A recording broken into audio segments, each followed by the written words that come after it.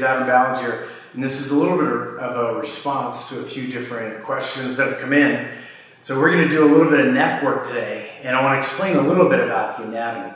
I've also seen a couple of really good posts out there from other teachers and instructors who've given some really good clues and cues on getting this long chain of musculature along the back of the neck to be more active, and some great groundwork to do that as well. So I'm going to take this back a step, give a little more explanation, and see if we can start at a real baseline for a lot of folks. And I'll mix in some really cool big terms as well. Now, part of what we're going to be doing is strengthening up some of the muscles of the back and stretching some of the musculature in the front.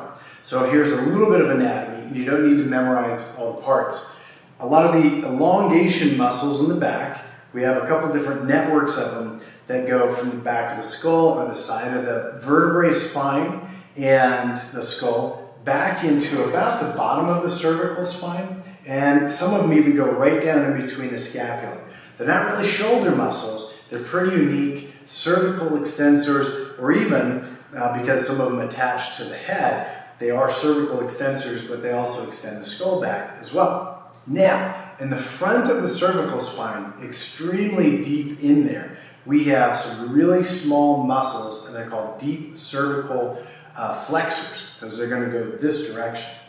When you get the forward head and neck position, if you can see how the chin juts out and forward, those cervical extensors, one of the things that happens to them is they totally change shape as the cervical spine has gone into flexion. So we've got to do a little bit of work where we inhibit those, and then we might even teach them how to be a little bit stronger with some of our more isometric activation while we're in there. This is really, really key. The location of those deep cervical flexors, I might have said extensors a second ago, they're flexors. Part of what they do when our head is in an upright position is it allows us to have integration in the front and the back, which also supports a lot of our rotation work.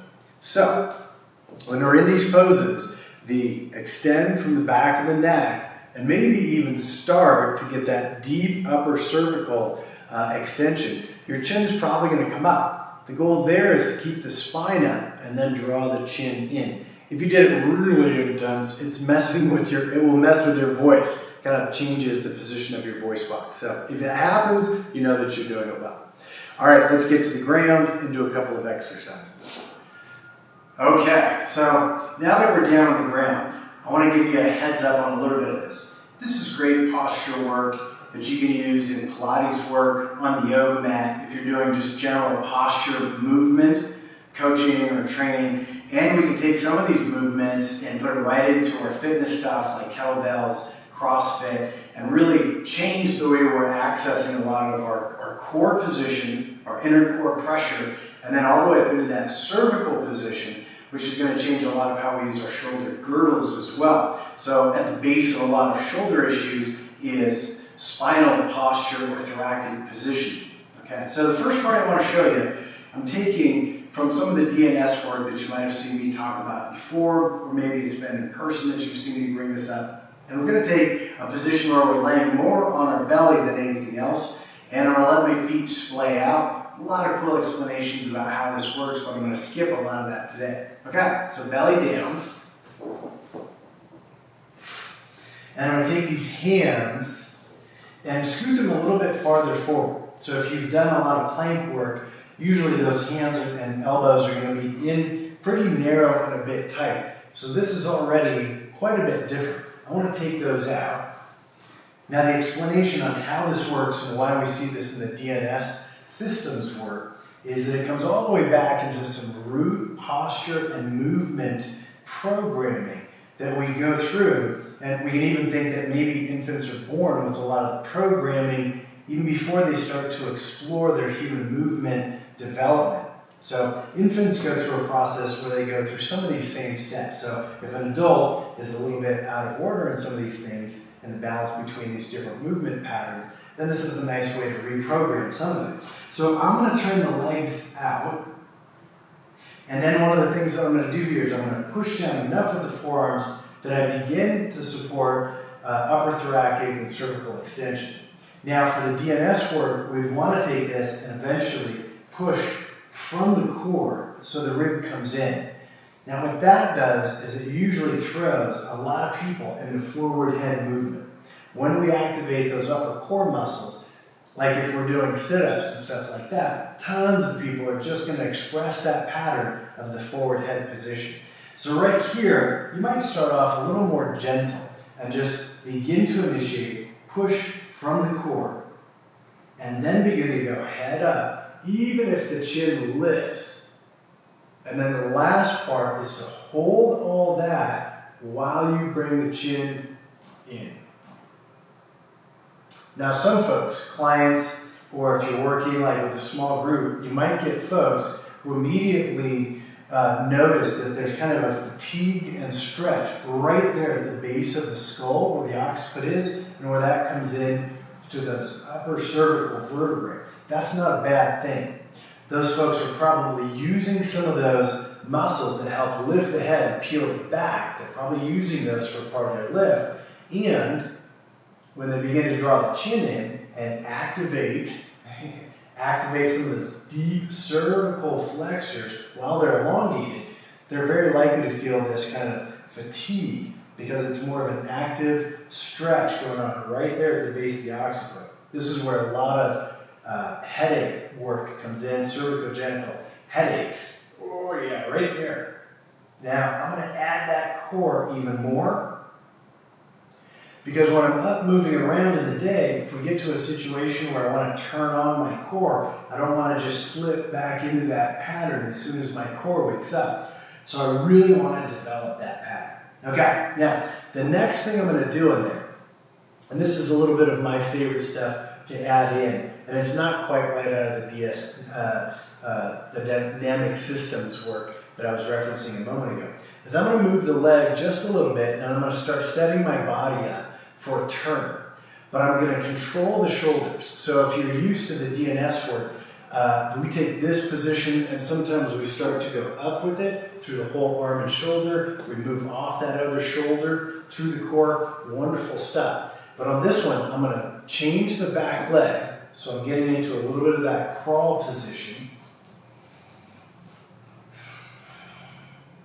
And I'm just going to take the neck, I'm going to get it into that position, and I'm just going to rotate. Now you don't have to rotate and like set a personal record. What I'm trying to do here is hold the shoulders just totally straight. I'm using a lot of this inner core pressure, core activation to just hold the core. My hips are a little bit off. And that's going to add just a little bit of perturbation, challenge. And then I'm going to try to take that and just rotate. And I'm going to try to rotate mostly at the upper cervical vertebrae first, rather than rotate and turn from the collar or the ribs, the thorax area. So this is a little bit like cars, except for I'm mixing it up with a little bit of other stuff. So a real strong turn. And then I would do the same on the opposite side as well. Okay? And that would basically look like just altering the legs a little bit. Engage. And turn. Now when you get into that turn, part of what we've done with our core shoulder setup and the legs, and being so close to the ground, we have the ability to press down or root down, activate and create kind of like a floating spine, a floating rib cage. So we have the ability to move and do a little bit of lift. But in all that work, we're cinching down so that the shoulders don't really have much room to move, and the hips don't have much room to move either. And then we're activating that deep pattern where we just rotate the very upper cervical vertebrae first. If you were really, really pushing it and you can hold your stability and you have a lot of mobility mid-cervical spine down to the lower cervical spine, you might be able to turn your head quite a bit. And I like to think about the ear that's coming back. Yeah, the ear that's going back towards the shoulder blades, that's what I'm pulling around. Okay? And I still have long cervical extension, deep cervical flexors engaged as I go to turn. And I'm just going to try to reprogram that. Everything's kind of active and engaged. There's a lot of irradiation, a lot of different muscles working at the same time and contributing to my total force. And then I'm just going to begin to build a little bit of that mobility back into the upper cervical spine where so many people lose it when they start getting into that spinal creep, the vertical spinal creep and the forward head position. All right, this is Adam Ballinger. Not the easiest exercise. If you do it and you have the opportunity to put one of your cell phones or tablets out and put it on a mirror, so a mirror setting or selfie setting so that you can see what you're doing, that would help you out a ton. I really want to see that entire throat and cervical spine comes back and then it's chin in. So important, and you'll be shocked at how helpful that can be. Now, if you do have pain or anything like that that's beyond the scope of practice of something like this, so you probably should check with your physical therapist or your orthopedist or just your general practitioner if you're experiencing a lot of pain. The cervical spine is quite complex. It's got a lot of little stuff in it, so you can overwork it and overdo it. If you do think that there's an issue at hand that you should have checked out, please go get it checked out before you start working with this. All right, leave me some comments. I'd love to hear what you think, and have fun and be safe.